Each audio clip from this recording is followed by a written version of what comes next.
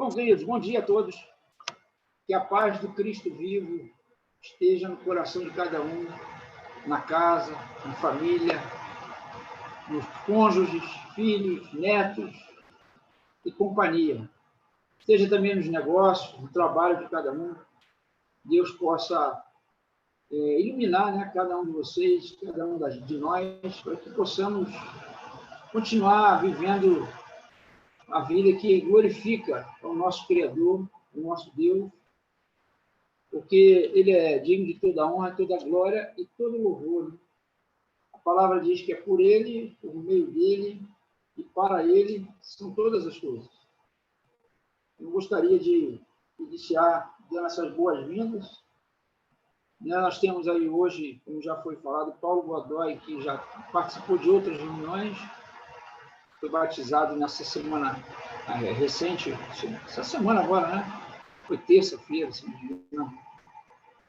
E graças a Deus, Deus tem falado ao coração dele. Nós estamos com outras pessoas aí que têm desejado o batismo.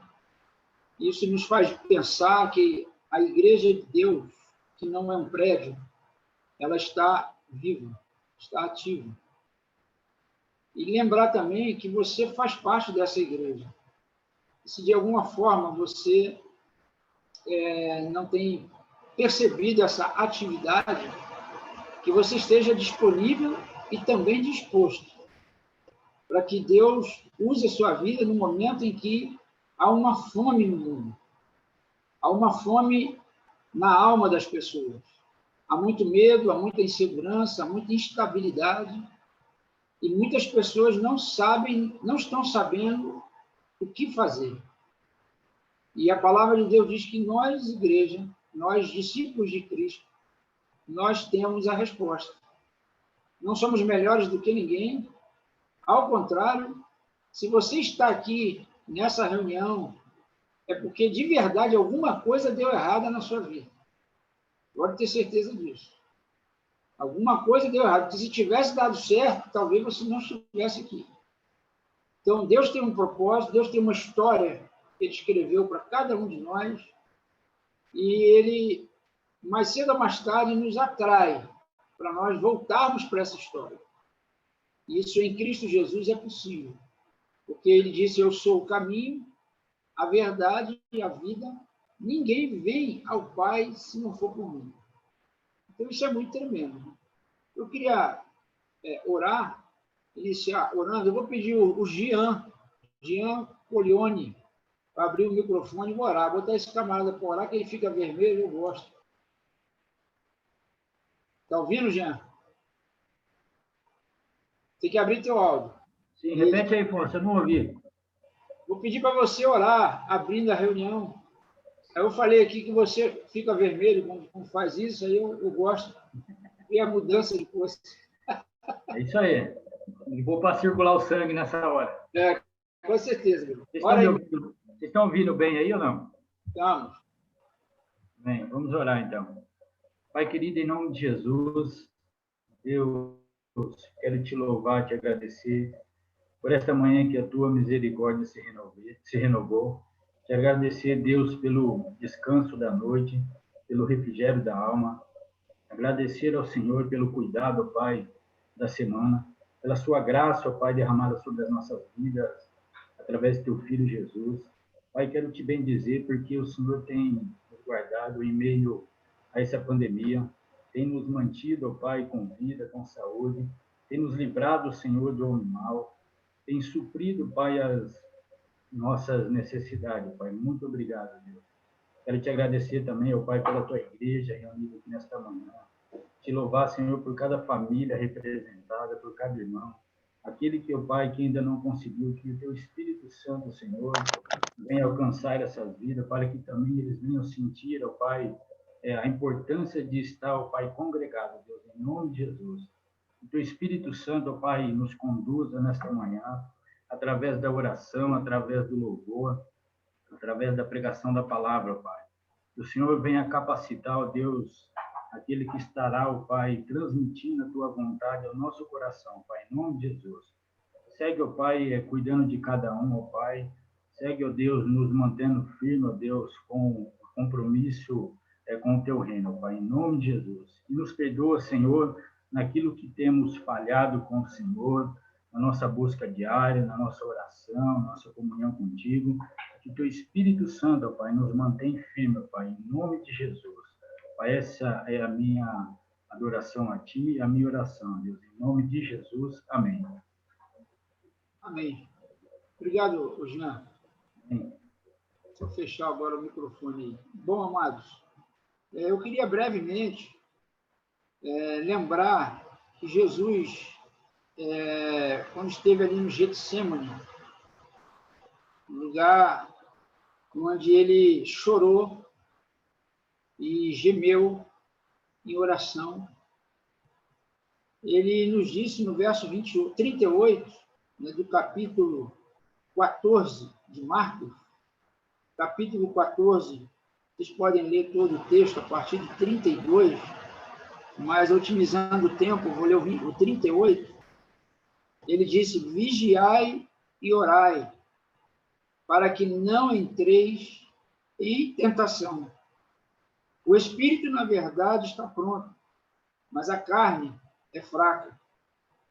Então, você vê que aqui existe uma instrução do Senhor para nós fazermos orações preventivas.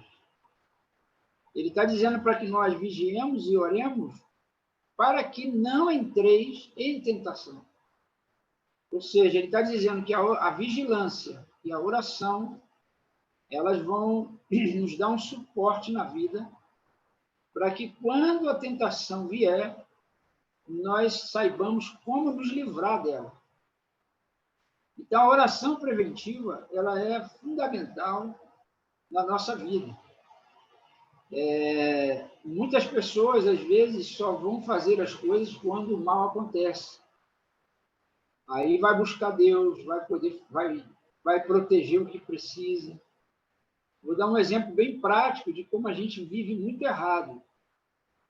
Eu aprendi, não faz muito tempo, que quando você está com sede de beber água, é porque você já está começando a ficar desidratado.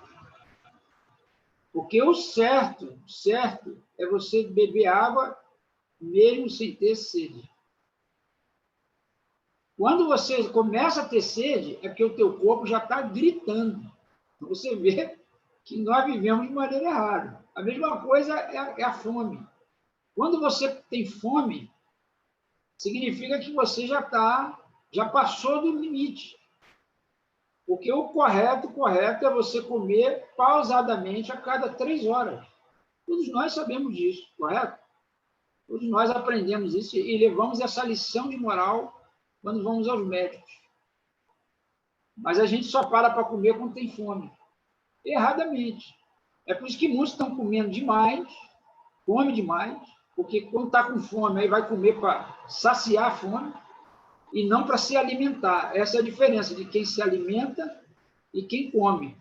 Comer não quer dizer que você está se alimentando. É só um detalhe que eu queria usar como figura para falar da necessidade de nós termos uma vida de oração, de vigilância e oração. Vigiar em todo o tempo nosso coração, vigiar em todo o tempo nossas motivações e orar sobre elas. Essa oração, Jesus nos fala aqui no texto que é uma oração preventiva. Ele diz: vigiai e orai para que não entreis em tentação. Então, muitas das vezes entram numa tentação ou se entregam a uma tentação porque não vigiou antes e não orou antes também. Porque se estiver nessa condição, certamente Deus vai mostrar e vai nos livrar do mal. A oração precisa ser também incessantemente, conforme disse Paulo em 1 Tessalonicenses, capítulo 5, verso 17. É importante que nós oremos em todo o tempo. Aí talvez o conceito que a gente tem de oração está equivocado. Né? A gente acha que orar é só aquele momento que você vai num lugar e ali se ajoelha. Não, orar é falar com Deus, é um diálogo, é uma conversa, que você faz em todo tempo. No banheiro, na cozinha, andando, em todo tempo você vai desenvolvendo essa comunhão, essa vida de oração. Amém? Dizendo isso para vocês, porque, como introdução, eu quero pedir que vocês estejam orando, né, por alguns casos que está chegando até vocês através do nosso grupo de WhatsApp. A gente sempre manda aí para os líderes pedidos de oração e com a intenção de que isso chegue até você. Por exemplo, nós estamos com o Oswaldo, da Araceli, que está internado, está lutando lá com uma enfermidade, com a Covid.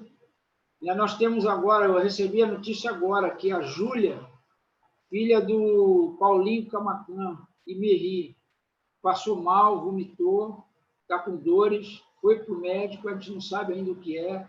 Então, peço que vocês aproveitem essas informações para inserir na oração de vocês, né, em favor do povo de Deus.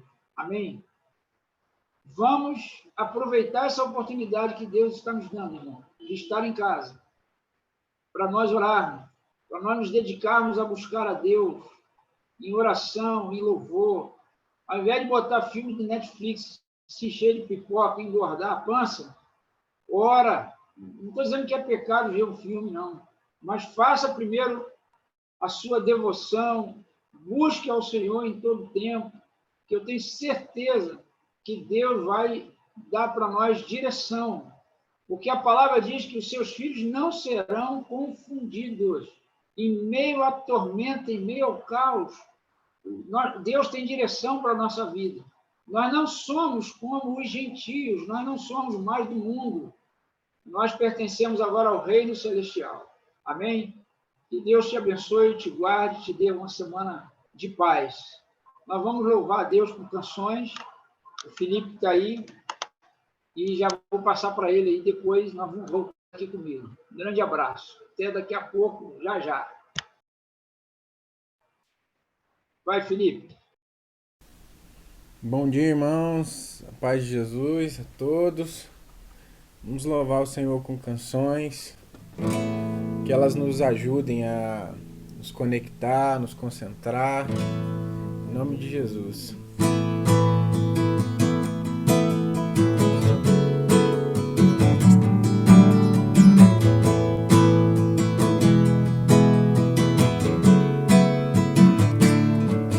Cantarei teus louvores pra tua glória enquanto eu viver. Contarei tua história da tua glória enquanto eu viver. Enquanto eu viver sou teu. Oh, oh, oh, sou teu.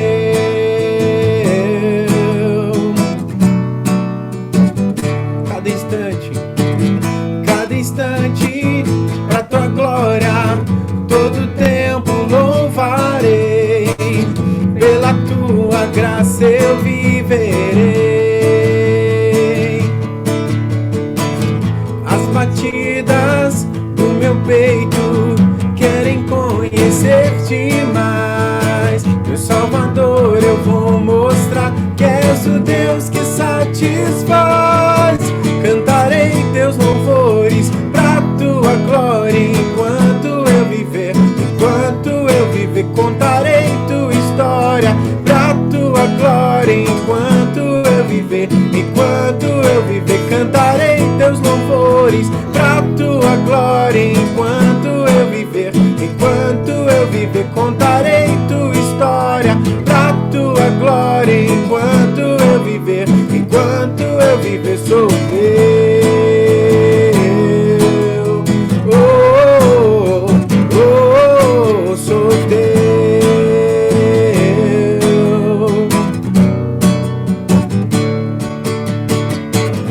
Cada instante pra tua glória, todo tempo louvarei. Pela tua graça eu viverei.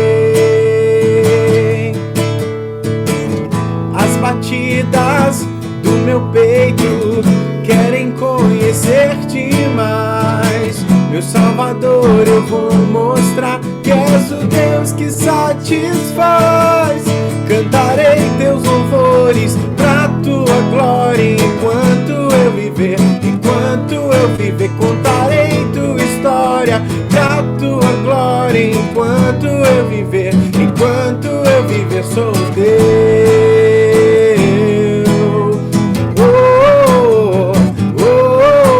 Sou teu.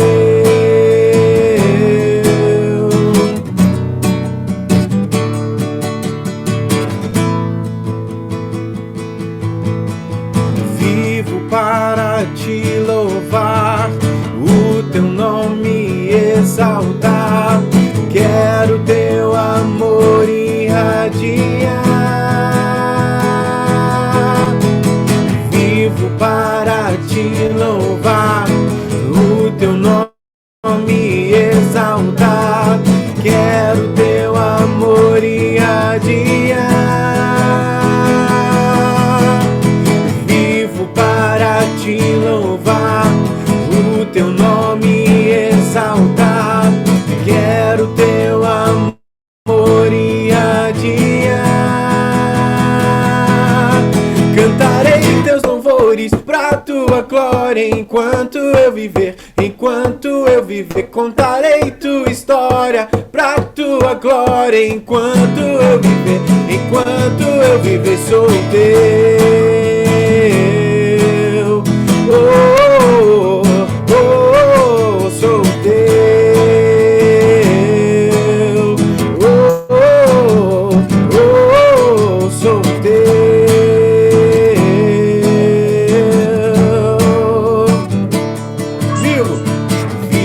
Para te louvar, o teu nome exaltar. Quero teu amor irradiar. Vivo, vivo para te louvar, o teu nome exaltar.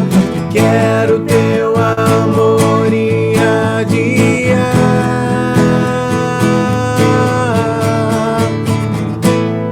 Deus, Senhor, queremos contar a tua história e te adorar todos os dias. Aleluia. Nosso Deus é poderoso. Aleluia. Aleluia.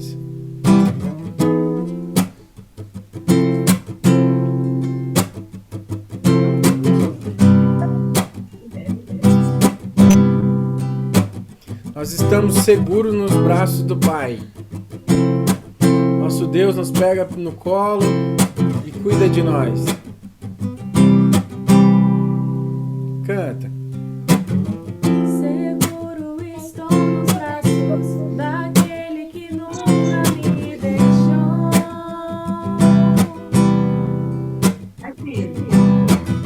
Seu amor perfeito sempre esteve repousando em mim.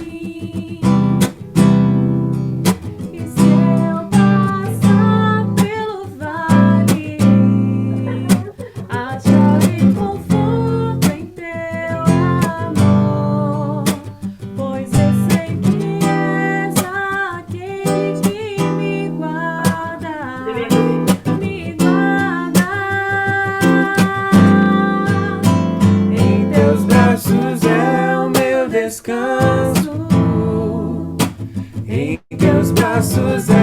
meu descanso.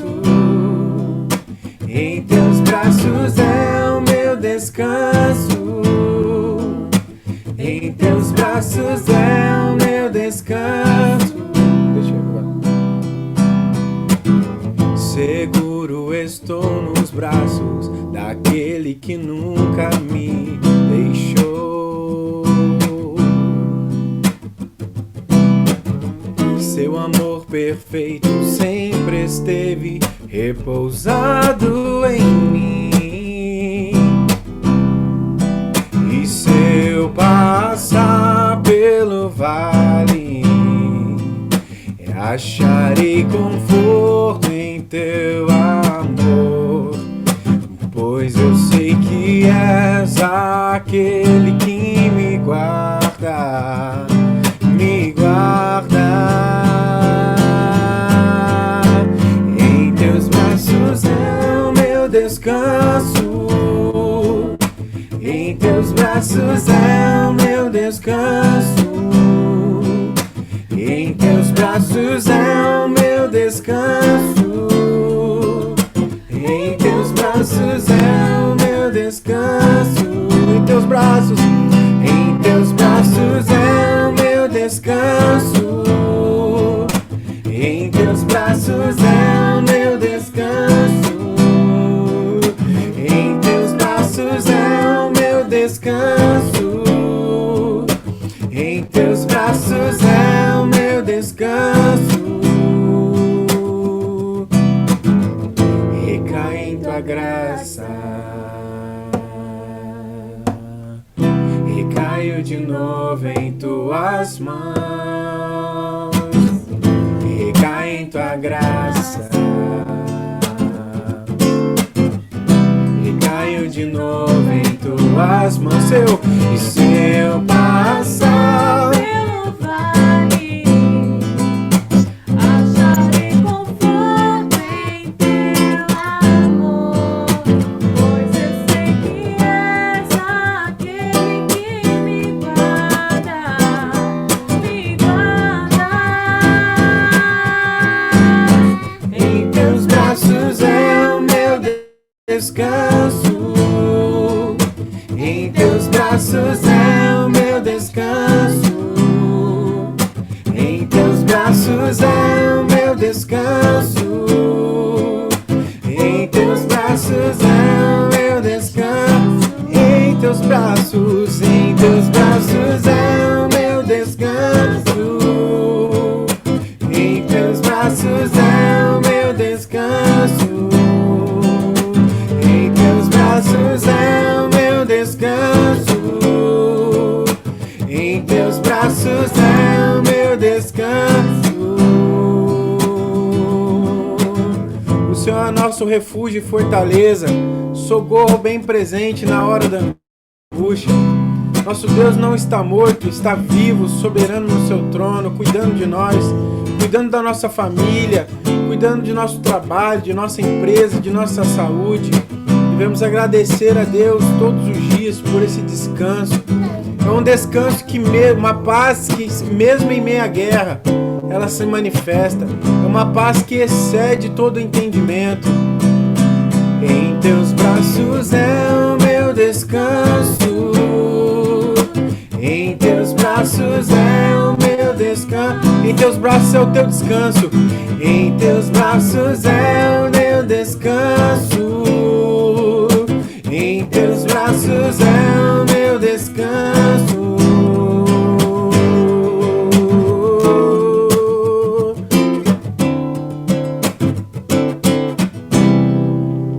Aleluia! Os braços do Senhor é o nosso descanso.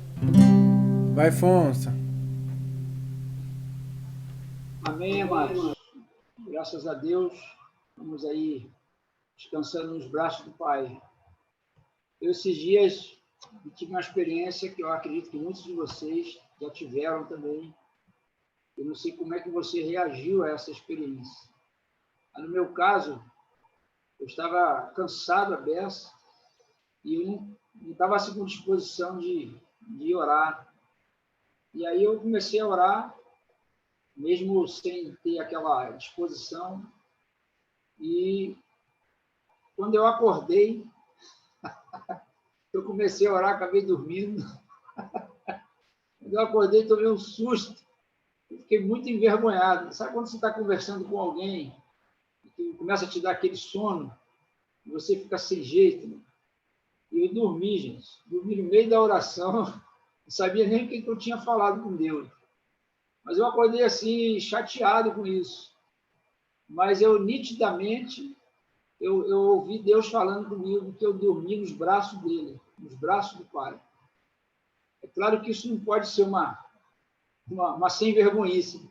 Acontecer isso de vez em quando é até saudável. E eu queria dizer isso para vocês, nos braços do nosso Pai, a gente descansa. Ele cuida da gente, né? Assim como um filho que dorme no nosso colo, nós também dormimos no colo do nosso Pai. Então, vamos orar. O César vai compartilhar uma reflexão conosco da palavra de Deus, teu coração esteja sensível, aberto, e a graça de Deus te ajude a ouvir a palavra e discernir o que Deus tem para você nessa porção.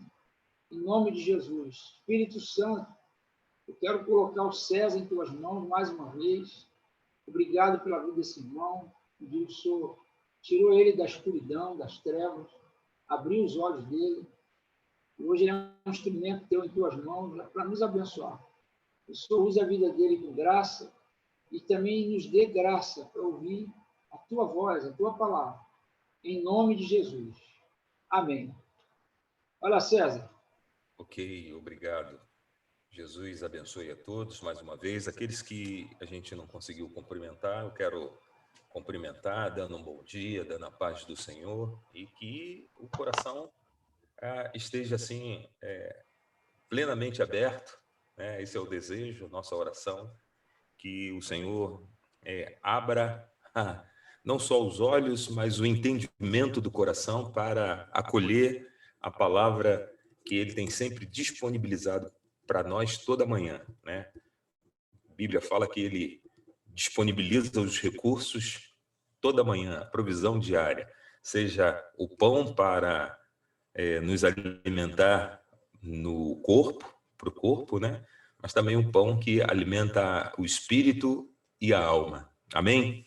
Irmãos, a gente tem ouvido, a gente tem vivido, melhor dizendo, né? Tem vivido um tempo de instabilidade, né? Ou pelo menos essa sensação que tem percorrido a nação, né? Os estados e os municípios. Vocês têm visto aí as nossas autoridades, de uma certa maneira, elas disputando, né?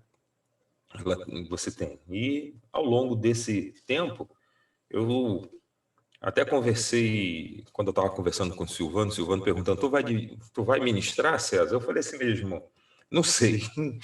Até porque a gente precisa ouvir, digamos assim, aquilo que Deus tem colocado, né?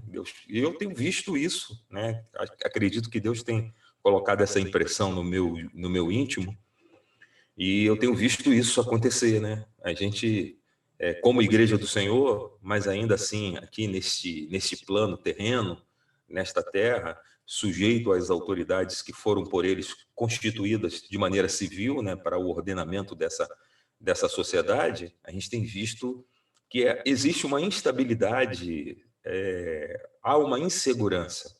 Há uma insegurança quando a própria palavra fala isso, né? Quando há um governo incrédulo, há um governo, a palavra usa essa expressão que muitos consideram pesada, ímpia, né? Sem temor a Deus. Você percebe que o povo, de uma maneira geral, não só os que creem em Deus, mas, de uma maneira geral, o povo acaba gemendo, sofrendo, perecendo. E essa mentalidade, esse sentimento tem percorrido a nossa nação, o nosso país, e não só outras nações também, né? A gente vide aí os países vizinhos que fazem fronteira com o Brasil, Argentina, Bolívia, enfim, Peru, Paraguai, ali os nossos irmãos ali do Chile têm vivenciado também um momento. E aí, nesta madrugada, eu tive convicção, né? Eu tive a convicção de um tema que já há um tempo eu já passei o olho nele.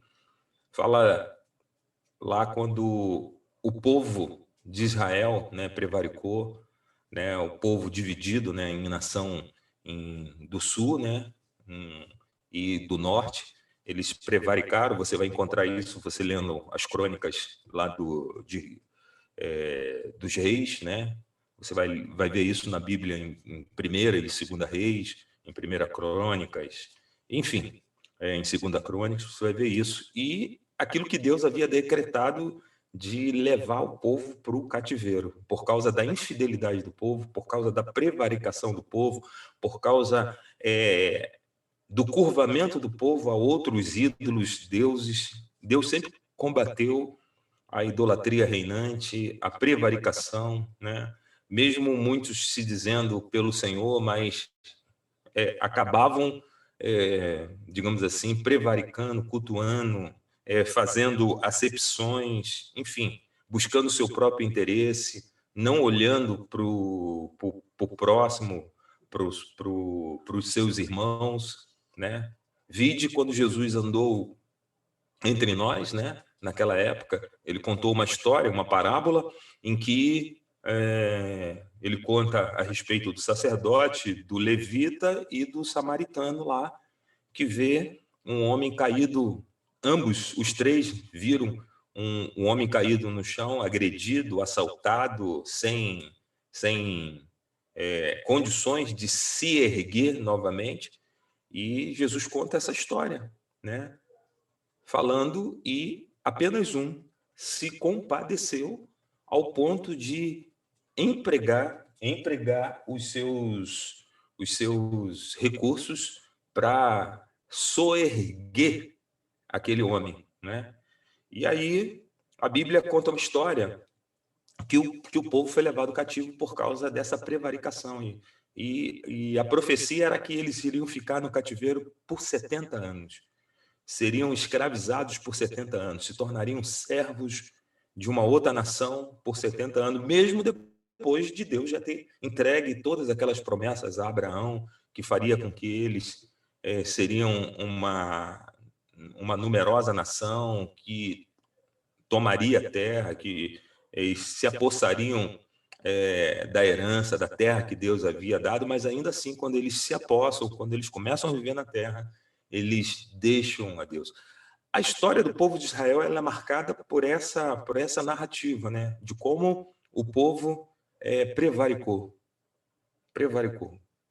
Como o povo foi incrédulo àquilo que Deus disse, e como eles pereceram, como eles foram, digamos assim, eles foram disciplinados, corrigidos por causa da incredulidade, né? E eu queria que você abrisse tua Bíblia no livro de Neemias, lá no capítulo 1. A gente vai ler o capítulo 1 e o capítulo 2, são curtinhos, rápido, porque eu quero contextualizar aquilo que está no meu coração com os dias de hoje, né? Com os dias de hoje, né? Nós, a Igreja do Senhor, né, precisamos pôr os olhos em algumas histórias, em alguns relatos que a Bíblia traz, para que a gente não caia no mesmo erro, não caia, digamos assim, na mesma situação, e a gente possa aprender. O apóstolo Paulo fala que tudo que foi escrito para o nosso ensino foi escrito para que tenhamos paz, consolação e esperança. Então, essa história que está lá no livro de Neemias, ela relata bem e ela pode nos ajudar nesse tempo, para que a gente possa aprender com essa história e pôr em prática alguns conselhos esses que vão ser bons, né? E aí seria legal, né? A gente, você que estava falando aí um pouco de oração, a oração, esses 2 capítulos vai tratar disso, vai tratar também de um outro tema. A própria leitura da palavra também faz com que os nossos olhos sejam abertos, os nossos olhos espirituais, e que a gente tenha. Diz assim o livro de Neemias, o capítulo 1. As palavras de Neemias, né, filho de Acalias, no mês de Quisleu, no ano 20º, estando eu ainda na cidadela de Suzã, veio Anani, um dos meus irmãos, com alguns de Judá. Então lhes perguntei pelos judeus que escaparam e não foram levados para o exílio, e acerca de Jerusalém. Bom, disseram-me os restantes que não foram levados para o exílios e se acham lá na província, estão em grande miséria e desprezo. Os muros de Jerusalém estão derribados e as suas portas queimadas. Tendo eu ouvido estas palavras, assentei-me e chorei e lamentei por alguns dias, e estive jejuando e orando perante o Deus do céu. Eu não sei como você está vendo essa situação que está instalada pelo mundo, mas vamos falar do nosso país, vamos falar do nosso Brasil. Eu não sei se você tem visto isso, se você tem ouvido essas notícias, se você tem ouvido pessoas que estão perecendo, pessoas até que já morreram ou que estão morrendo, pessoas que estão, digamos assim, nos leitos de UTI. Eu não sei se teu coração se compunge, se você há um aperto no teu íntimo por causa dessas circunstâncias, né? E Neemias aqui, ele pede relatos de como estava lá os contemporâneos deles, os conterrâneos, para saber como é que estava o estado deles, uma vez que ele havia sido também levado cativo para a Babilônia. Ele estava lá servindo o rei, né? Estava numa condição diferente, mas os irmãos dele, ou o irmão dele, chegou trazendo notícia, porque de vez em quando eles eram liberados para visitar aí a Jerusalém. Alguns já tinham até sido enviados para Jerusalém. O rei lá da época havia, né, já liberado alguns para retornarem para Jerusalém, né? Conta a história aqui que vocês vão ver na leitura, vocês vão ver que o templo já havia sido reconstruído ou já havia estava em processo de restauração, né? E aí ele fala isso, ó: tendo eu ouvido estas palavras, assentei-me e chorei.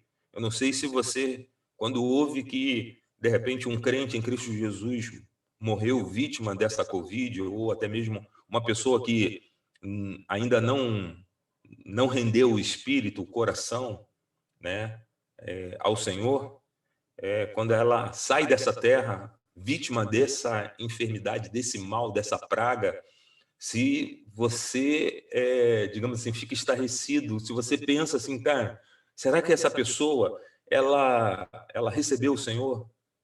Recentemente eu tive que sair aqui de São Bernardo e ir até Teresópolis para ver minha mãezinha, que havia sido internado a princípio por uma infecção em sua perna, né? Ela estava sentindo muitas dores e o médico constatou que era uma infecção na perna, mas depois, fazendo o exame lá, constatou que ela estava com o vírus do Covid lá, mas a princípio ela estava, no primeiro momento, ela estava bem, não estava sentindo sintomas agressivos, né?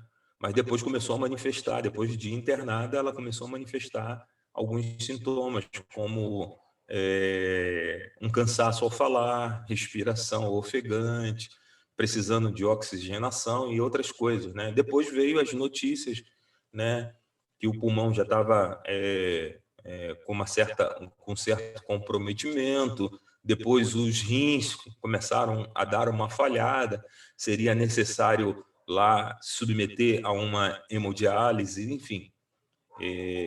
E meu pensamento era, a minha oração, né, nesse tempo, por ela, era que ela pudesse ter a oportunidade de render o coração, render o espírito ao Senhor, e que ela pudesse, enfim, retornar ao pó e ao Criador, lavada e remida no sangue do Cordeiro, pelo sangue do Cordeiro, ligada, né? E eu não sei como, de repente, nesse tempo, nós, como igreja, estamos vendo essas circunstâncias de pessoas que estão sendo vitimadas, estão sendo, digamos assim, ceifadas por esse vírus maldito, que aparentemente tem a cara de inofensivo, mas no fundo de inofensivo ele não tem nada. Ele se instala no corpo humano e vai detonando, vai derrubando tuas defesas, vai derribando teus muros, né? A fortaleza que o Senhor deseja erigir no coração do homem, do ser humano, vai sendo destruída, as forças vão sendo minadas. E assim estava Jerusalém, a cidade onde era a representação da morada do Deus vivo, a cidade em que a Arca da Aliança, Davi levou essa arca para fazer a morada ali no primeiro momento no tabernáculo e depois no templo de pedra, erigido pelos homens.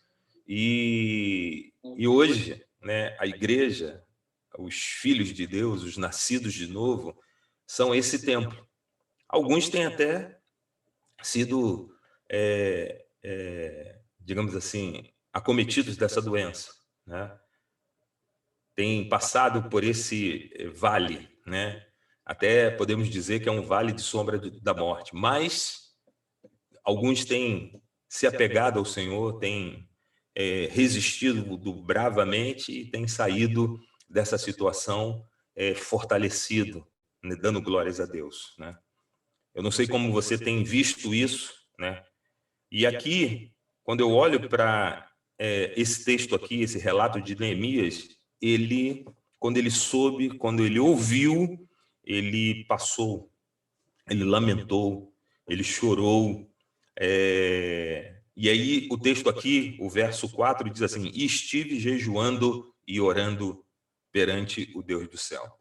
Eu não sei se você tem feito isso, se quando você ouve essas notícias, ou até mesmo quando você vê, se você tem orado, se você tem jejuado ao Deus do céu, se você tem orado e jejuado em nome de Jesus Cristo, você tem se apresentado ao trono da graça, se você tem entrado diante do Rei com a tua oração, com a tua súplica, com a tua adoração, com o teu louvor por essas pessoas. Eu lembro que quando eu fiquei sabendo do acometimento da minha mãezinha, eu comecei a louvar a Deus, comecei a adorar a Deus. Falei assim: Senhor, eu quero te louvar pela vida que o Senhor deu à minha mãe. E comecei a louvá-lo, e agradecer, Eu não sei se você tem, quando você vê isso, se você se coloca, se você tem orado pelas autoridades, para que essas autoridades elas sejam iluminadas pelo o Rei dos Reis, o Espírito Santo de Deus, os conduzindo em decisões que não coloquem mais a população em aperto do que ela já está. Diz aqui o texto que a população, os habitantes de Jerusalém estavam em extrema penúria por causa daquilo que os seus governantes haviam feito, que desagradaram a Deus, e por isso Deus deixou que eles fossem levados cativos pela Babilônia, pelas nações que estavam ao seu redor. Eu não sei como que você tem visto isso, uma vez que você foi restaurado em você essa comunhão com Deus, o Espírito de Deus foi derramado no teu coração, e você agora tem acesso ao trono da graça. Você tem acesso ao trono da graça, você pode levantar mãos santas e você pode orar ao Deus dos céus em nome de Jesus e clamar por misericórdia, né? Segunda Crônicas, que está aqui 7:14, ela fala que se o povo que se chama pelo meu nome orar, me buscar de todo o coração, diz o texto que ele vai ouvir. E nós não precisaríamos nos apoiar nesse texto, porque nós temos a chancela daquilo que Jesus disse, né? Que nós, todas as vezes que nos apresentássemos a Deus, podíamos usar e poderíamos e devemos usar o nome dele, em nome de Jesus. O nome de Jesus é um nome que está acima de todo nome e poderoso para abrir, né, as janelas dos céus, abrir tudo aquilo que o Pai tem. E o Pai vai atender por causa, digamos, da dignidade, da reverência que o próprio Filho teve com o Pai, e por isso ele recebeu toda a autoridade no céu, na terra e embaixo da terra. E aí o texto, o verso 5 diz assim: e disse: ah, Senhor, Deus dos céus, Deus grande e temível, que guardas a aliança e a misericórdia para com aqueles que te amam e guardam os teus mandamentos. Estejam, pois, atentos os teus ouvidos e os teus olhos abertos para acudires à oração do teu servo, que hoje faço a tua presença, dia e noite. Pelos filhos de Israel, teus servos. Eu faço confissão pelos pecados dos filhos de Israel. Segunda Crônicas fala isso, né? Que se o povo que se chama pelo meu nome buscar a ele, orar, se humilhar dos seus maus caminhos, ele vai ouvir. E a humilhação aqui, amados, não é algo pejorativo. A humilhação é estar sujeito, é estar de maneira concorde, de maneira entendendo que nós não somos mais independentes, nós não estamos mais separados de Deus. Fomos agora ligados a Ele novamente. Tivemos o nosso espírito ressuscitado à semelhança do de Cristo Jesus, e sobre nós repousa o Espírito da graça. Está dentro, e nós podemos alçar a nossa voz ao trono da graça, pedindo por misericórdia, né? Ele faz menção aqui, ó, que Deus faz misericórdia, que Deus tem os ouvidos, os olhos abertos. Deus é um Deus de misericórdia. Ele é um Deus fogo consumidor. Mas ele é misericordioso. É um Deus de amor que nos ama, que não resiste um coração contrito e quebrantado, que clama. E detalhe, amados, nós não sabemos orar como convém, assim diz o apóstolo Paulo lá na sua epístola aos Romanos, que ele fala que o Espírito que foi derramado no nosso coração intercede por nós. O Espírito, ele coloca o motivo da nossa oração, principalmente quando nós estamos nessa concordância, quando nós estamos debaixo dessa direção, quando nós confessamos que somos dele, quando nós declaramos essa sujeição ao trono da graça, e, é claro, uns aos outros, aqueles que Deus tem colocado, Senhor, sobre nós, para nos ajudar, para que possamos nos santificar mais e mais, aqueles que nos ensinam a palavra, aqueles que nos direcionam, que apontam o caminho, né? E aí, Neemias começa a fazer essa confissão. Ele fala assim, ó, faço confissão pelos pecados dos filhos.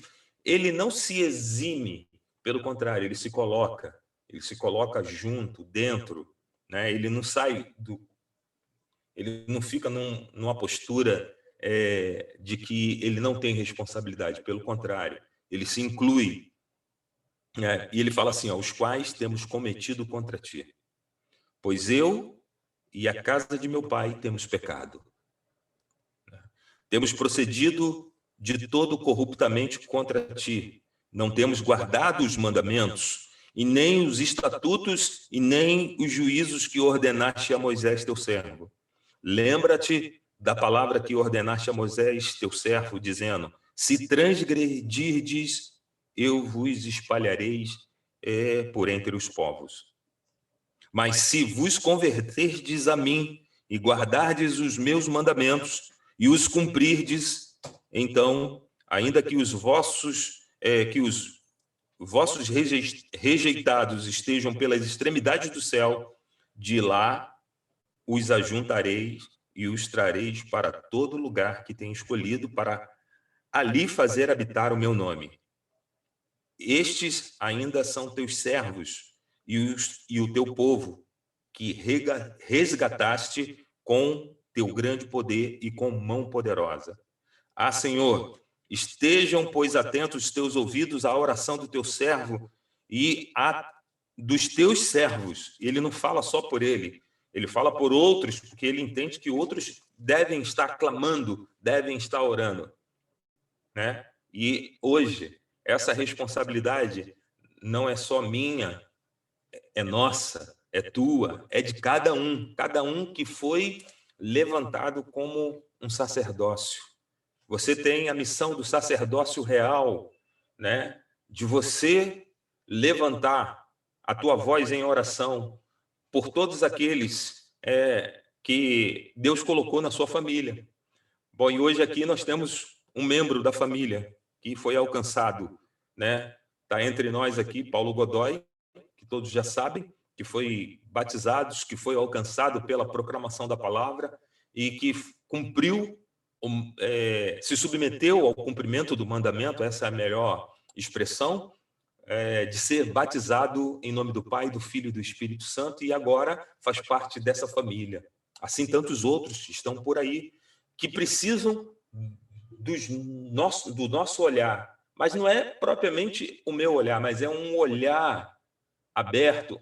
Eu preciso emprestar os meus olhos a Jesus para que ele veja. Eu preciso emprestar a minha boca, eu preciso emprestar o meu ouvido para que Jesus ouça.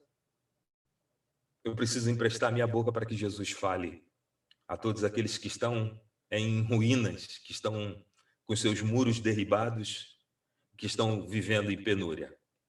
Então, Neemias, que havia sido levado cativo e possivelmente deva ter nascido na Babilônia, deva ter nascido na época de cativeiro, mas é um israelita por nascimento, por descendência, ele se compunge. Deve ter sido e foi ensinado na lei de Deus, desde tenra infância. Ele começa a clamar e a jejuar.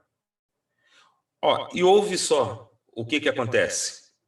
Mas no capítulo 2, ele segue falando assim, no mês de Nisan, no ano 20º do rei Artaxerxes. Esse rei aqui, ele é conhecido de 3 formas.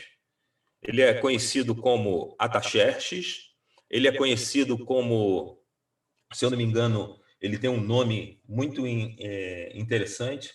Ele tem o nome de Azaras, que significa pai venerável, né? Artaxerxes significa grande rei, né? E Dario, que significa o medo. Então, a nação de Israel, né? Os israelitas estavam sobre o domínio desse rei, que tem essas 3 alcunhas: grande rei, pai venerável e o medo. Por quê? Porque ele regia o seu governo com mão de ferro. Só para vocês terem uma ideia, quando ele entra, né? Quando o antecessor dele, Nabucodonosor, invade Israel, invade Jerusalém, ele passa a fio de espada, ele manda matar os homens, as mulheres e as crianças. Não sobra. Apenas aqueles que eram, digamos assim, de uma classe, se eu posso falar assim, de uma classe privilegiada, ele leva parte do povo cativo e depois os outros manda. Existe uma profecia que que muitos não escapariam da espada quando Nabucodonosor entrasse em Israel. Não escapariam por causa da prevaricação, por causa da falta de reverência a Deus e da prática dos mandamentos que Deus havia entregado a Moisés, né? E aí eles levam boa parte dessas pessoas para a Babilônia e elas ficam lá. E eles só iam sair de lá depois que inteirasse os 70 anos. E aí, quando foi se aproximando, esse rei ele foi liberando os primeiros a voltarem para Jerusalém. Foi lá o escriba Esdra, né, que foi o responsável pela reedificação do templo em Jerusalém e pela restauração da palavra do Senhor, ou seja, dos mandamentos. Ele foi esse responsável de voltar a proclamar a palavra lá para que os remanescentes, os que viviam lá em penúria, pudessem se arrepender dos seus pecados pela palavra, né, daquilo que Deus havia dito, né? E aí ele fala isso, né? ele fala assim, ó: no ano 20º do rei Ataxerxes, uma vez posto o vinho dele diante dele, eu o tomei para oferecer-lhe, dei-o. Ora, eu nunca antes estivera triste diante dele. Mas qual era o motivo dessa tristeza? Qual era o motivo dessa tristeza de Neemias?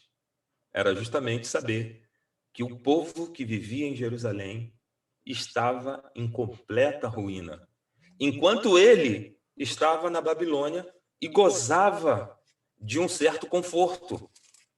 Ele gozava de um privilégio. Ele tinha tudo estabelecido. A provisão diária dele estava suprida, né? E podemos dizer assim, talvez o salário dele estivesse em dia, ele não tivesse tido corte no seu salário, não tivesse perdido o emprego, né? Ele estava com a sua provisão diária lá suprida e ainda servia ao rei, né? Dizem alguns historiadores que a posição de Neemias era uma posição, digamos assim, de privilégio, porque ele era o confidente do rei. Ele ouvia as autorizações. E, por certo, esse rei, o Ataxerxes, o Azaras, né, o Dario, deveria confidenciar algumas coisas.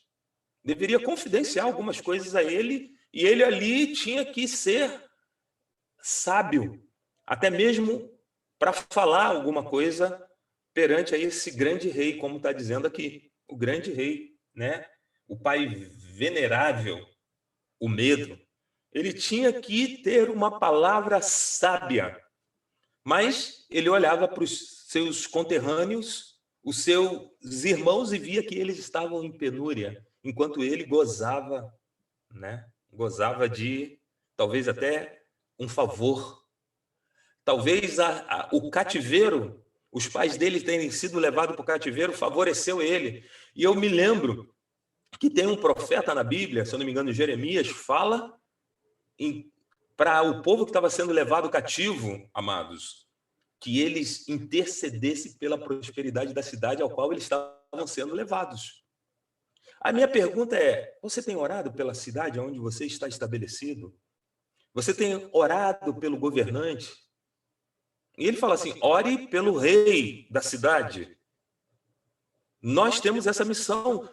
Tem mandamentos apostólicos para mim e para você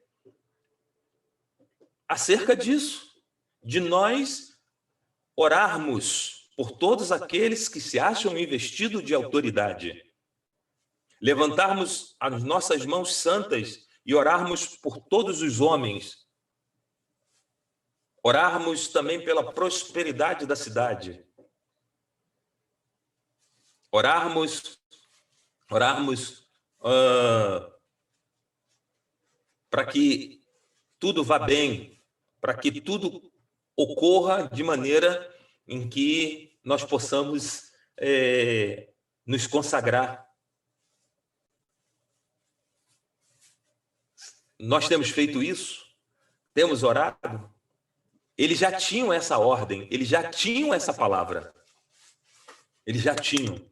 E aí, Neemias começa a orar, jejuar, e começa a pedir oportunidade a Deus, porque ele trabalhava diretamente com o rei, o pai venerável, o grande rei. Ele trabalhava. E aí, ele se apresenta triste e o rei percebe. O rei me disse: por que está triste o teu rosto, se não está doente? Tem de ser tristeza do coração. Então, temeu ao homem, porque um dos nomes daquele rei era o Medo, Dario, aquele que, com seu cetro, ordenava a morte, ordenava quem vivia e quem morria. O seu antecessor mandou passar a fio da espada a todos os habitantes de Jerusalém que se colocava de maneira aleivosa contra ele. Ele colocou um rei para governar em Jerusalém, e esse rei conspirou contra ele, ele mandou matar esse rei, o seu antecessor, o Nabucodonosor. Mandou lá o seu general Nebuzaradan, se eu não me engano o nome é esse, se não for, mandou ele passar ele a fio de espada. Então, ele fala assim, temi sobremaneira. E lhe respondi, viva o rei para sempre. Como não me estaria triste o rosto se a cidade onde estão os sepulcros de meus pais está assolada e tem as portas consumidas pelo fogo? Disse-me o rei, o que me pedes agora então? Orei ao Deus dos céus. Aquela oração ali rápida, né? Orei, me dá graça, me dá palavra de sabedoria, e disse ao rei, se é do agrado do rei, se o teu servo acha mercê em tua presença, peço que me envie a ajudar a cidade do sepulcro dos meus pais, para que eu a reedifique. Então o rei, estando a rainha sentada junto dele, me disse, quando durará a tua ausência? E quando voltarás? Porque ainda não havia terminado o tempo do cativeiro deles, mas eles já estavam nas portas, à iminência de serem libertados, porque havia um êxodo de volta a Jerusalém. O rei já havia liberado alguns para voltarem. Já havia liberado alguns para voltarem, para que aquela cidade pudesse ser reerguida novamente, pudesse novamente a vida, a moradia e o comércio ser reestabelecido naquela cidade. E aí ele diz assim, quando voltarás? Aprove ao rei enviar e marquei certo prazo. Nós estamos num tempo onde algumas questões na nossa cidade, algumas questões no nosso estado e até mesmo no nosso país estão, digamos assim, ruindo. O comércio, empregos, e essas coisas precisam ser restabelecidas, precisam ser restauradas. Eu não sei se você está compreendendo ou se você está acompanhando esse meu raciocínio pelo Senhor. Existe uma responsabilidade sobre a minha vida, sobre a nossa vida, de nós começarmos a clamar a Deus para que as coisas ou as situações, as circunstâncias ao nosso redor, elas possam ser reestabelecidas. Talvez não serão da mesma maneira, mas nós temos esta missão de reconstruir, de restaurar. Nós fomos chamados, existe uma palavra sobre nós, que nós somos os da restauração. O próprio apóstolo Paulo, ele fala sobre isso. Se você começar a se debruçar ali no livro de Romanos, nas epístolas de Paulo, você vai ouvir Paulo falar sobre isso, que nós somos aqueles que restauram. E nós somos aqueles que restauram, em nome de Jesus, essa conexão com Deus, com o Pai, novamente. Nós temos essa missão de anunciar a vida da cruz de Cristo Jesus, a vida que brota dessa cruz. E todos aqueles que abraçam essa cruz recebem dele essa vida, recebem restauração. Eu não sei como você está ou como você veio para Cristo, mas eu tenho certeza, eu creio, Fonseca começou aí a orar falando assim, César estava perdido e foi achado. Está restaurado. E hoje tem essa missão de falar. Eu não sei como é que está a tua vida, mas eu sei que o nosso Deus que te achou e que te chamou sabe. E ele também sabe que dentro do teu íntimo foi colocado, digamos assim, essa capacitação para que você não só possa gerir a tua vida em Deus, mas também que você possa compartilhá-la com outro. E Neemias se encheu dessa,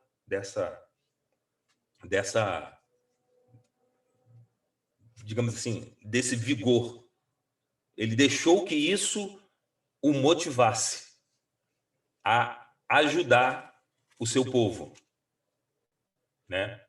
E aí ele pede algumas coisas, né? Ele faz uma intercessão ao rei.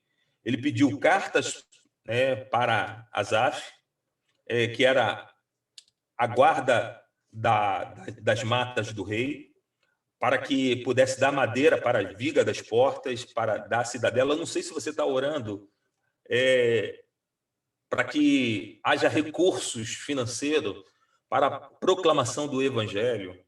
Eu não sei se você está orando que haja recurso para aqueles que estão em penúria, para aqueles que perderam os seus empregos por causa dessa pandemia, empresas que foram quebradas e muitos dos nossos irmãos que eram mantidos por Deus, né, através dessas empresas e acabaram, por conta dessa pandemia, acabaram perdendo, digamos assim, os seus recursos, a provisão de Deus, por causa, talvez, de uma má versação dos recursos.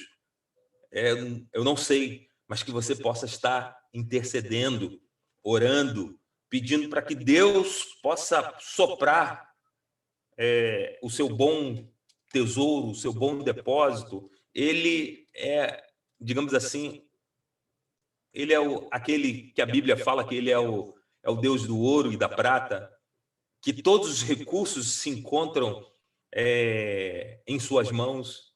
É ele que designa esses recursos para...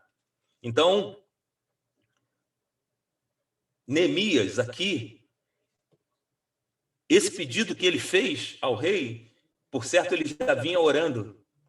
Para eu chegar em Jerusalém, eu preciso de recursos para restaurar as portas dos muros, para restaurar as casas. Eu preciso de recursos.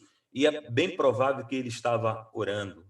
E por ele ter caído na graça do rei, e pelo rei ter esse conhecimento de quem era ele conseguiu. Ele conseguiu porque ele orou, ele jejuou, ele caiu na graça, né? Então, fui eu... detalhe, o versículo termina assim, perdão. O versículo 8 do capítulo 2 termina assim, ó. Bom, ele fala que ele precisava de madeira para as portas da cidadela do templo, para os muros da cidade, para as casas em que ele deveria se alojar, né? E o rei as deu, porque a boa mão do meu Deus era comigo. Ele tinha clareza e certeza que Deus era com ele. Ele tinha essa fé. Ele sabia que Deus era com ele. E ele ousou. Ele tinha essa certeza. Então fui aos governadores da além do Eufrates e lhes entreguei as cartas do rei. Ora, o rei tinha enviado comigo oficiais do exército e cavaleiros, e disto ficaram sabendo Sambalate, o Horonita, e Tobias, o servo amonita, e muito lhe desagradou que alguém viesse procurar o bem dos filhos de Israel. Esse aspecto aqui é interessante também. A gente vai ser, assim, em nome de Jesus, bem-sucedido. Seremos bem-sucedidos porque repousa sobre nós a boa palavra. Mas nós teremos oposições. Teremos aqueles que não vão gostar. E Jesus diz que os primeiros que vão se opor são os da nossa própria casa. São O nosso pai, a nossa mãe, o nosso irmão, esposa, aqueles que são mais próximos de nós vão se levantar e vão se opor. Sambalate, Tobias, servo e o servo amonita, eles viviam uma mistura. Eles se misturaram com o povo de Israel, até casaram com filhas dos servos lá, dos habitantes de Israel. E eles se opuseram, porque eles cultuavam outros deuses, outros ídolos. Se você ouvir a história da invasão de Jerusalém, de Samaria, enfim, você vai ouvir que o rei Nabucodonosor enviou algumas pessoas da sua terra para habitar, mas depois que as pessoas começaram a morrer por causa dos leões, porque Deus assim estava incitando os animais contra os invasores, porque Deus não deixa impune nenhum dos pecados dos governantes, ele enviou sacerdotes para ensinar o povo da época lá a cultuar o Deus da terra, que era o Deus dos céus, o Deus vivo. E o sacerdote ensinou, mas o coração deles não era totalmente inclinado, né? Eles continuavam a cultuar outros deuses. Isso para aplacar a ira, né, de Deus em relação aos habitantes daquela época. Se você ler a Bíblia, você vai ver tudo isso que eu estou te falando aqui. Eu estou só falando de maneira reduzida, né? Eu queria te mostrar algumas características rapidamente acerca de Neemias, que tanto eu e você podemos ter essas características ou devemos desenvolver essas características. Por que Deus levantou Neemias como um líder para restaurar? E essa mesma palavra, ela é chamada a nós, quando Jesus nos comissiona, quando Jesus nos chama, quando ele derrama sobre nós o seu Espírito. Ele nos manda fazer discípulos de todas as nações, manda batizar e manda ensinar aquilo que ele tem ordenado. E ele também diz que nós seremos restauradores de ruínas. Ele nos chama de um povo, de uma nação sacerdotal. Ele nos chama. E por que essas coisas não têm acontecido de maneira, digamos assim, veemente, de maneira, digamos assim, a manifestar-se ao nosso redor? Porque muitas das vezes nós não nos compadecemos da mesma forma que Neemias se compadeceu. E tantos outros que a Bíblia relata. E tantos outros. Nós não reconhecemos, nós não nos empatizamos, nós achamos que nós já temos uma vida boa, que já fazemos muita coisa. E esquecemos. Por que Deus escolheu Neemias?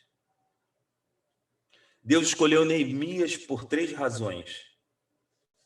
Neemias era um homem sensível diante das necessidades que via ao seu redor. Nós estamos vivendo um tempo onde nós estamos vendo que existe muita necessidade, pessoas estão precisando. Deus viu o coração de Neemias. O que ele viu, o que Deus viu, fez ele falar assim: eu posso contar com esse homem.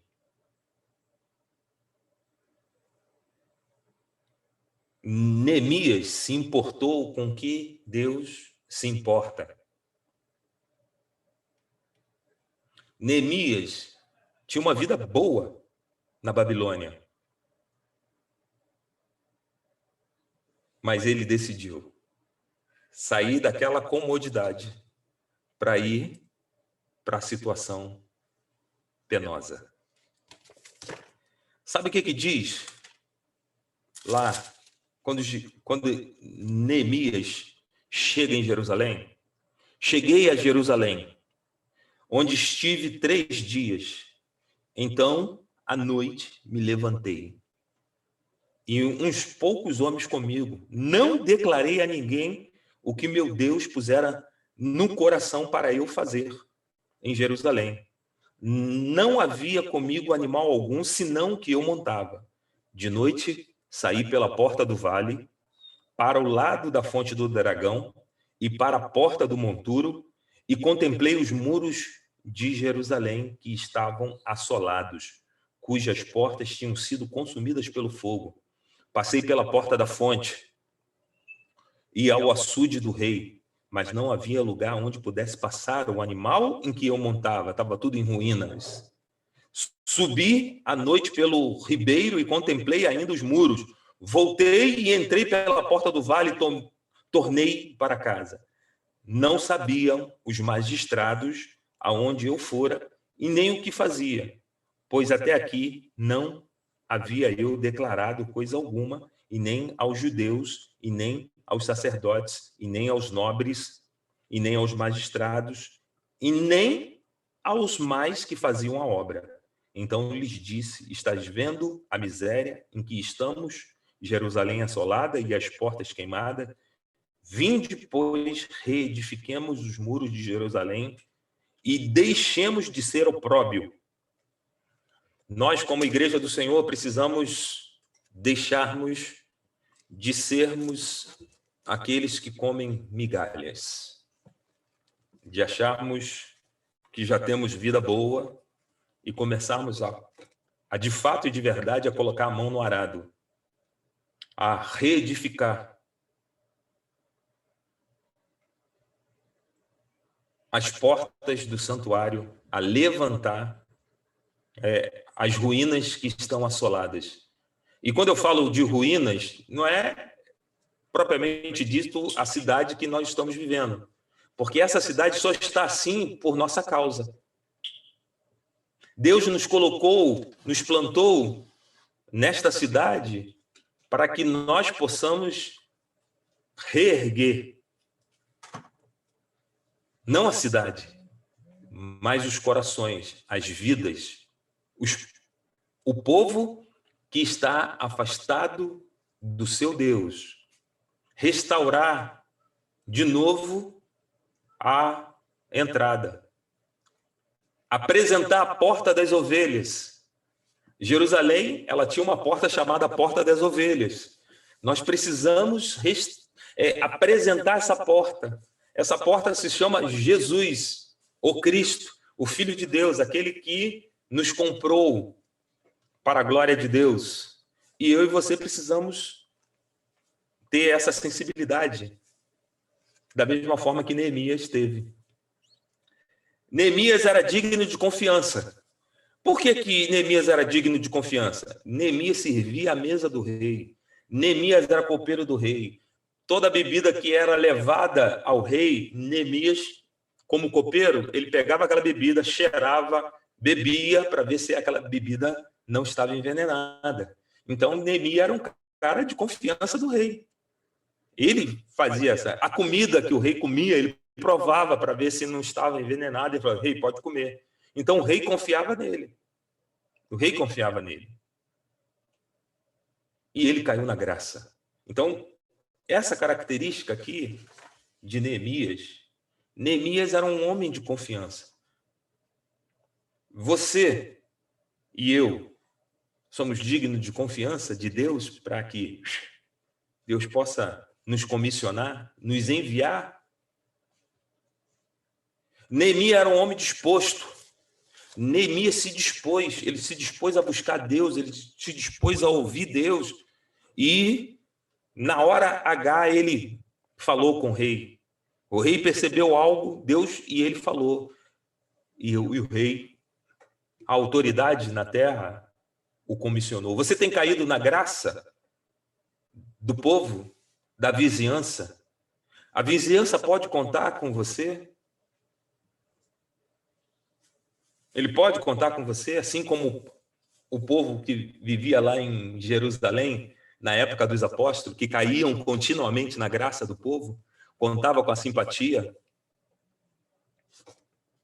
Nós costumamos dizer, nós, como igreja, que quando a gente começa a olhar para alguém quando alguém começa a querer se apresentar para algum serviço específico, ou seja, na reunião, ou seja, a gente costuma dizer assim, pô, essa pessoa ela tem um vínculo, o vínculo dela é forte, esse vínculo pode falar por ela, né? Essa pessoa ela está disponível, essa pessoa ela tem interesse, e essa pessoa ela também tem um dom. Só que eu gostaria de classificar esse dom como aquilo que Jesus falou para a mulher samaritana. Se você tivesse o dom de Deus, você saberia quem é que fala contigo.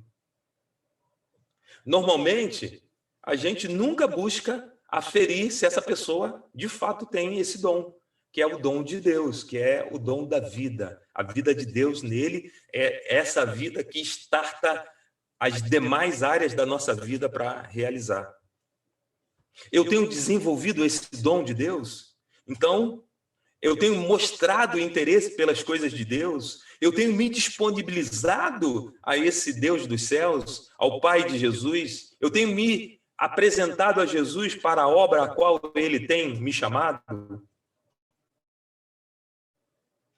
Alguém pode falar comigo, ou da minha pessoa, alguém fala de mim para alguém, fala assim, esse daí é um verdadeiro israelita. Lembra de Jesus quando falou acerca de Natanael, chamado Filipe, que o irmão dele foi falar com ele?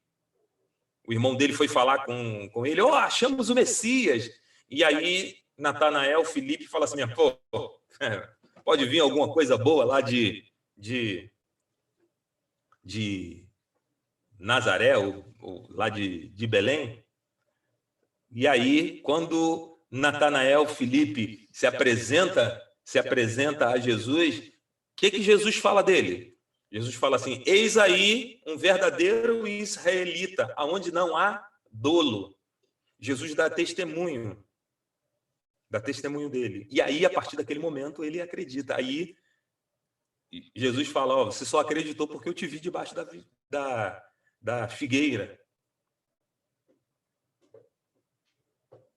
E aí você creu. Mas bem-aventurados serão aqueles que crerão em mim sem nunca ter me visto ou sem nunca ter tido uma experiência sobrenatural de cura, de fé. E ainda assim tem muitos que não creem. Tem muitos que morrem em seus delitos e pecados. A pergunta é essa. Você tem se apresentado para que Deus te use? Você tem orado ao Deus dos céus em nome de Jesus para que Deus restaure as ruínas dos corações das pessoas? E a consequência, é claro, vai ser refletida na cidade, amados. Se nós tivermos um povo, ou se Deus tiver um povo, melhor dizendo, que se chama pelo teu nome, que se curva diante dele, se humilha, que está comprometido com ele, que confessa os pecados cometidos pelos pais, confessa os pecados da nação, que, como sacerdotes, preparam, digamos assim, o holocausto, o cordeiro para a remissão. E hoje nós temos um único cordeiro que nós precisamos anunciar. Esse cordeiro é o que redime. O que redime a todos. Nós somos portadores dessa mensagem. Mas, ao mesmo tempo, nós precisamos também nos empatizar com aqueles que estão perecendo. Não é talvez miserabilidade ou o tamanho do pecado, mas pedindo misericórdia a Deus, rogando a Deus, palavra de sabedoria, palavra de conhecimento, palavra de entendimento, pedindo a Deus que possa usar as mãos, a boca, os olhos, os ouvidos, o entendimento, tudo aquilo para que esses que estão perecendo, que estão cativos e oprimidos de Satanás possam ser redimidos. Amém? Amados, eu penso que nós precisamos ter os nossos olhos, ouvidos e entendimento abertos nesse tempo, para que a gente não perca a oportunidade de Deus para que a gente possa apresentar e santificá-lo, como Jesus disse ao Pai: Pai, eu te santifiquei, estando com esses daqui. Com as palavras que tu me deste, eu os santifiquei. Agora os santificas na verdade. A tua palavra é a verdade. Eu te glorifiquei no meio deles, agora glorifica o Filho. E nós somos parte do corpo de Cristo. E precisamos glorificar Jesus.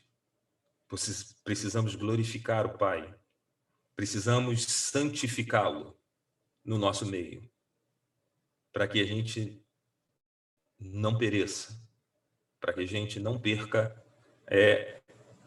digamos assim, não que Moisés tenha perdido, mas ele não entrou na terra. Ele não entrou na terra. Não sei se vocês estão... Deus mandou ele falar à rocha, para que a rocha desse a água, mas ele bateu na rocha.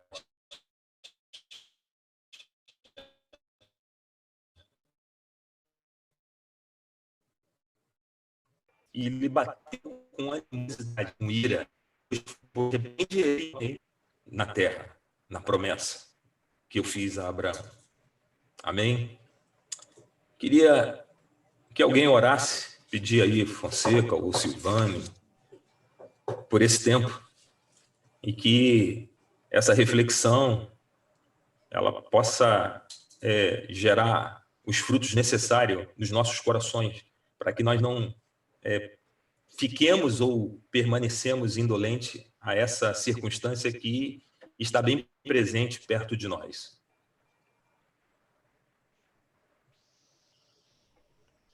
Amém. E toda a história, amados, da vida do povo hebreu, em que houve situações como essa, e que gerou arrependimento no povo e busca, e todas elas, Deus respondeu e mudou o cativeiro daqueles que invocavam, daqueles que buscavam. Eu tenho encontrado pessoas que elas estão esperando que Deus faça alguma coisa sem ter uma contraproposta. Elas estão querendo que Deus realize alguma coisa, mas ela mesma não oferece nada para isso. Vou dar um exemplo prático para vocês. O primeiro milagre que Jesus operou foi a transformação da água em vinho. E Jesus falou para os copeiros: encham as talhas de água. Agora, o que é curioso nisso? Que aquelas talhas, ou aquelas vasilhas, falar uma linguagem mais simples, elas obrigatoriamente deveriam estar cheias. Elas não poderiam estar vazias. Elas representavam o que hoje é você chegar num lugar e ter álcool gel. Hoje é obrigatório você entrar em qualquer recinto, qualquer casa, você ter álcool gel para poder fazer a asepsia, a limpeza das mãos. Então, aquelas talhas funcionavam mais ou menos como álcool gel. Eram águas que os judeus chegavam na casa um do outro, não havia rua asfaltada na época, as ruas eram todas de terra, e eles tinham os pés sujos, as mãos sujas, de pó da caminhada. Então, era cultura chegar numa casa, lavar as mãos e lavar os pés. Então, aquelas talhas jamais poderiam estar vazias. E Jesus mandou encher as talhas de água. E a partir dessa obediência, a partir deles voltarem a fazer o que era necessário, foi que Jesus operou o primeiro milagre, de transformar a água em vinho. Então, se você quer que Deus faça alguma coisa de verdade, você precisa apresentar para Deus uma condição favorável. A tua vida tem que estar no altar. Você precisa estar em comunhão com Deus. Volto a dizer, amados, eu sei que a ansiedade nesse tempo, ela nos leva para o comodismo, para Netflix, para seriado de televisão, e a gente não busca Deus, não ora, não lê a palavra, não jejua, não tem comunhão com a família. Eu volto a fazer esse apelo a vocês. Exercitem isso, porque Deus vai operar, Ele vai fazer, mas na vida daqueles que estão com as talhas cheias. Porque nós temos que oferecer a Deus o que temos, para que Ele possa fazer o milagre que nós precisamos e desejamos. Que Deus possa confortar o nosso coração e nos confrontar com essa realidade. Não é tempo de descanso, não é tempo de sossego, é tempo de avançar, é tempo de nós irmos para frente. Se Deus me permitir, essa semana eu vou gravar um vídeo falando um pouco mais sobre isso, como instrução a todos nós. E Deus tem falado muito ao meu coração sobre esse contexto. Estou reativando meu canal do YouTube justamente para poder multiplicar essas sementes, essas mensagens. Vamos orar. Vou incluir nessa oração, o Paulinho mandou aqui um áudio dizendo que a Júlia está no hospital ainda, ela está medicada, mas está aguardando o resultado, que o médico está aguardando o resultado do exame. Recebeu também um pedido de oração da igreja lá no Chile, o irmão Jorge, a sua esposa Dânia, ela está internada e está com um problema de saturação, e ele pediu o clamor da igreja. Então, nós vamos orar pela Dânia também nesse momento. Amém? E vamos incluir aí todos os demais. Oremos. Pai, muito obrigado pela tua palavra, pois ela é lâmpada para os nossos pés e luz para o nosso caminho. Ela não nos deixa andarmos na escuridão. Pedimos que teu Espírito Santo acrescente em nós aquilo que o César não foi capaz. Nós, como homens, ó Pai, somos limitados, mas confiamos que, ao lançarmos a tua palavra, o teu Espírito trabalha de maneira a produzir em nós a edificação necessária para continuarmos, Senhor, nessa jornada. Ainda que os inimigos se levantem, assim como Sambalate e Tobias se levantaram contra Neemias, que não foram suficientes, e nada, Senhor, será suficiente contra aquilo que o Senhor chamou-nos para fazer. E nós, na autoridade do teu nome, iremos em frente. Aproveitamos para colocar diante de ti, Senhor, as empresas, Senhor, os empresários, empreendedores, os nossos irmãos, ó Pai, que têm negócio, que estão precisando, Senhor, de trabalhar, de vender, de levar o sustento para a sua casa. Pedimos que o Senhor dê sabedoria às autoridades, dê discernimento, Senhor, para poder fazerem as liberações necessárias, mas que, sobre tudo isso, os teus filhos experimentem também o milagre.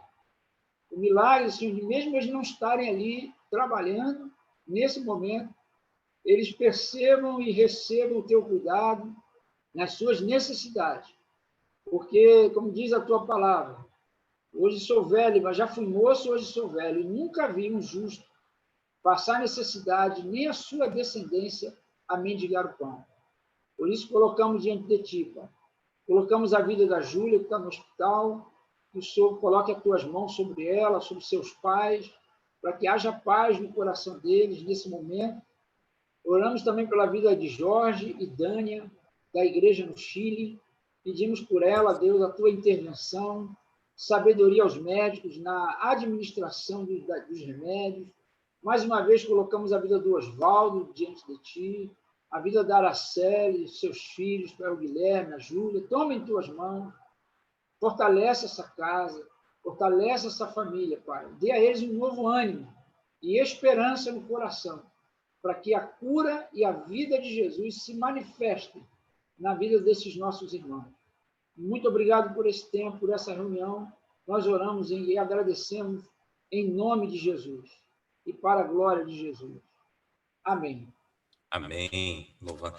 Queria recomendar, assim, que você pudesse... Hoje existem aí os aplicativos de música, enfim, YouTube, você pudesse ainda hoje ouvir aquela música do Diante do Trono, casa de oração. Acho que vai cooperar, vai completar aí aquilo que talvez o Senhor deseja comunicar a nós. E leia a Bíblia, leia a Bíblia. A Bíblia, ela é a nossa constituição, né? A Bíblia nos apresenta, digamos, princípios práticos para uma conduta, para a nossa fé, né? Para que a gente possa ser consolado e tenhamos a consolação pelas Escrituras. Não despreze esse livro aqui. Amém. Pelo contrário.